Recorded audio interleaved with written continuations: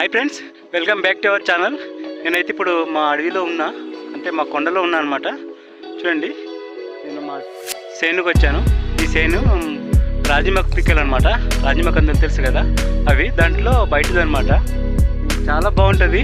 White బొబ్బరి చిక్కుడు కందుల కన్నా మంచిగా ఉంటుంది అనమాట. చిక్కుడు కందులు అంటాము. మా చిక్కుడు చేనులు ఇలా ఆర్గానిక్గా పండుతుంది అనమాట. చూడండి, ఏ ఎరువు ఉండదు, ఏముండవు, ఓన్లీ ప్రకృతి వ్యవసాయం అనమాట. ఇది మనకి ఇది ప్రకృతి సహసిద్ధంగాతోనే పండుతుంది. ఇది మనకైతే చాలా అవైలబుల్గా దొరుకుతుంటాయి. ఇంకా జనవరి డిసెంబర్ లాస్ట్ వీక్ అయితే ఇది పండుతుంది అనమాట. చూడండి ఎంత గ్రీన్గా ఉన్నాయో, చాలా బాగుంది.